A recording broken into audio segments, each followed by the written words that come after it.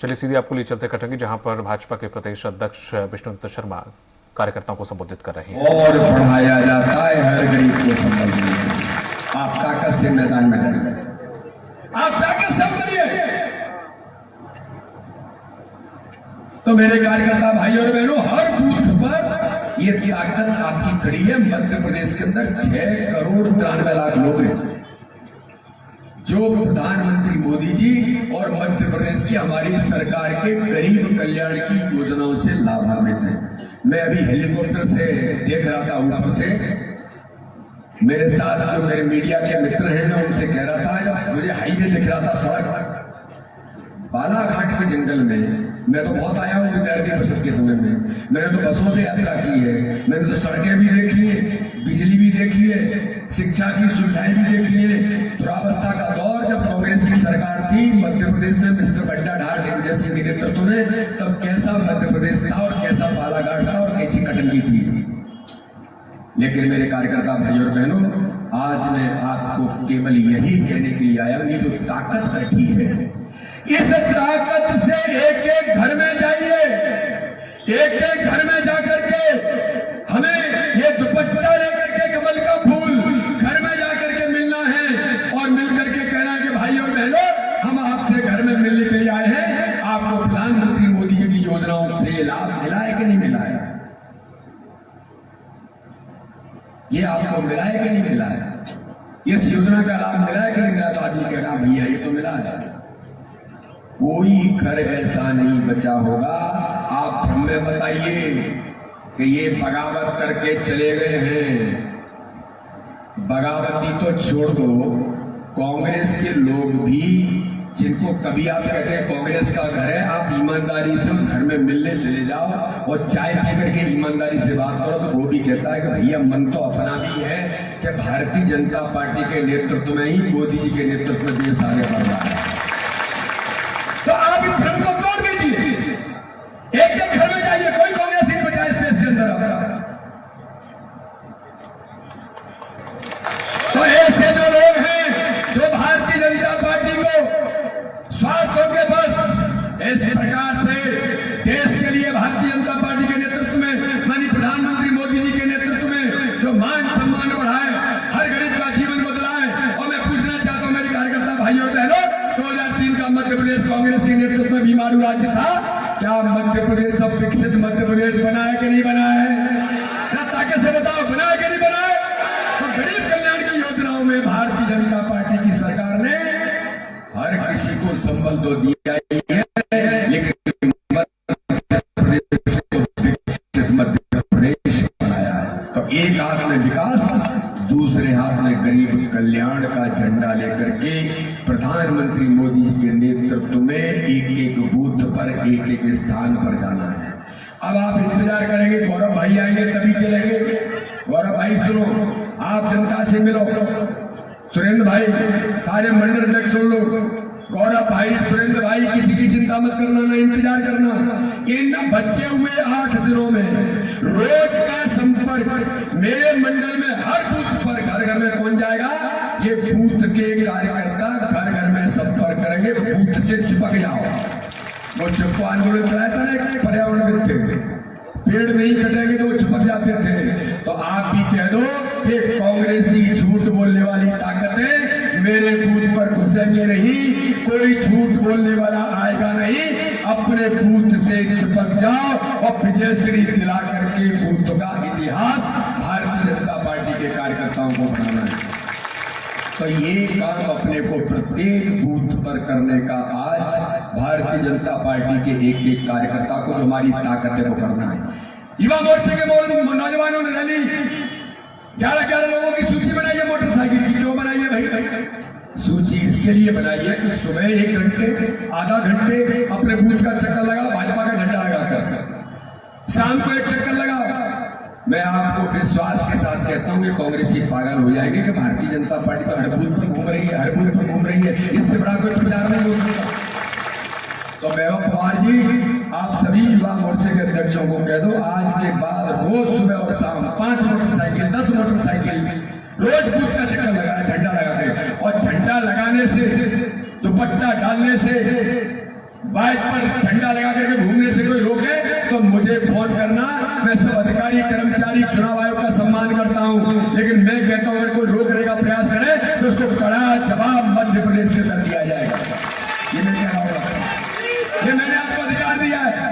कोई आज तो कहना भाई और दिलेरी से दुपट्टा डाल के उसके सामने कमल का फूल और आगे कर देख कमल का फूल, ये जरूरत है। तो इसलिए मेरे कार्यकर्ता भाई और बहनों, हम सब मिलकर के आज हमें ये बताना पड़ेगा कि कटंगी के अंदर राम मंदिर के मॉडल के अगर होर्डिंग लगे हों और ये कमलनाथ, दिग्विजय सिंह, मंटा ढार और करप्शननाथ जाकर के चुनाव आयोग में कह रहे हैं कि ये भाजपा ने राम मंदिर के होर्डिंग लगाए, होर्डिंग उतरवा। लाडली बहना 1250 उनको अगर खाते में जा रहे हैं, ये दोनों जाकर के चुनाव आयोग को कह रहे हैं कि ये लाभ ले रही है भाजपा, ये 1250 खाते में डालना बंद कराओ। बोले तैयार है क्या इसके लिए आप स्वीकृति देंगे?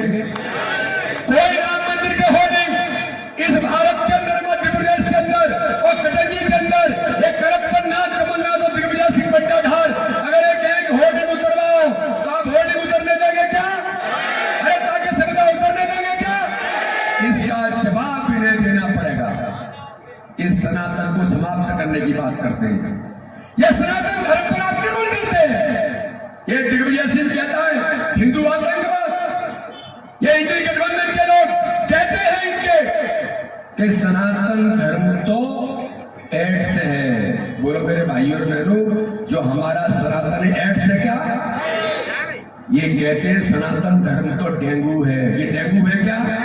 ये कहते हैं सनातन धर्म को जड़ से समाप्त कर देंगे।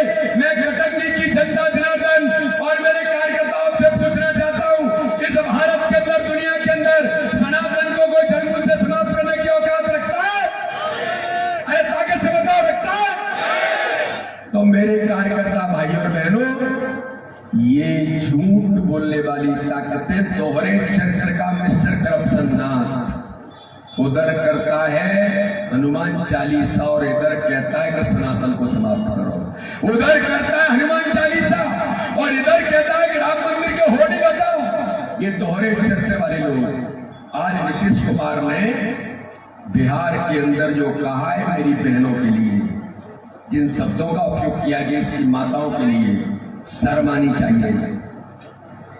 तो देवी स्वरूपा माता है, प्रथम पूज्य भारत के अंदर, उनको जिस प्रकार के शब्दों का उपयोग किया है आज, ये जनता देश की जवाब इन्हें देगी नीतीश कुमार को। लेकिन मेरे बहनों और भाइयों, मैं आपको आज एक बात और कह करके अपनी बात को समाप्त करना चाहता हूं कि देश के अंदर प्रधानमंत्री नरेंद्र मोदी जी ने तय कर दिया है। ये कांग्रेसी कहते थे कि भाजपा चुनाव आता है तब कहती है कि राम मंदिर वहीं बनाएंगे, लेकिन तारीख नहीं बताएंगे। तो कटंगी की जनता और जनार्दन को मैं भी आपको आमंत्रण देने के लिए आया हूं। अभी योगी जी भी पहुंच रहे हैं कुछ जगह पर। प्रधानमंत्री मोदी जी ने कह दिया कि सुनो कांग्रेसियों, अमित शाह जी ने कहा कि सुन लो, अब 22 जनवरी 2024 को जो 500 वर्षों के इतिहास में लाखों लोगों ने जिसके लिए बलिदान दिया, तो प्रधानमंत्री नरेंद्र मोदी जी 22 जनवरी 2024 को रामलला को मंदिर में स्थापित करेंगे। और इसलिए मैं कहता हूं कि तुम्हारे मन में बाबर है तो तुम बाबर के पोस्टर लगाओ। हमारे मन में तो भगवान श्री राम हमारे सर पर आस्था के केंद्र है, तो हम तो राम के ही पोस्टर लगाएंगे। इसलिए मेरे कार्यकर्ता भाइयों बहनों, एक बात और अंत में कह करके अपनी बात को समाप्त करूंगा। माननीय अमित शाह जी ने कहा कि चुनाव जीतने का एक और मंत्र कार्यकर्ताओं को दे के आना, मैं आपको दे के जा रहा हूं। और ये माननीय अमित शाह जी ने आपके लिए संदेश दिया है, माननीय प्रधानमंत्री ने संदेश दिया है कि 17 तारीख को चुनाव है, 16 तारीख को सभी कार्यकर्ता अपने अपने कार्यालय रात को 8 बजे बंद कर दो। सुरेंद्र जी, विधानसभा का कार्यालय मंडलों के कार्यालय, सब कार्यालय बंद करके सभी कार्यकर्ता अपने घर आराम से खा पी करके सो जाएं। लेकिन 17 तारीख को सुबह 6 बजे उठना है। कब? सुबह 6 बजे। और 6 बजे उठाने के लिए जो विधानसभा के 6 बजे का टाइम रहेगी, आप 20 लोगों के नाम निकालिए जो सभी प्रमुख लोगों को फोन करके सुबह 6 बजे घंटी करेंगे, भैया उठो, सुबह हो गई, 6 बजे उठो, तैयार हो।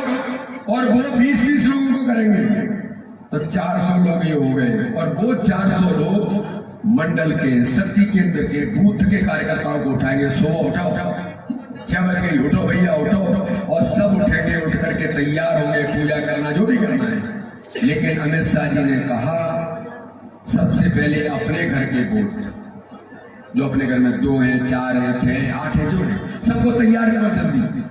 और तैयार करो इधर के 2 घर पड़ोसी, इधर के 2 घर पड़ोसी, अपने 4 पड़ोसियों को तैयार करके चाचा काकी नानी सबको को भैया जो वोट डालने चलना है। और अमित शाह जी कहते हैं ये फॉर्मूला हमारा टेस्टेड है।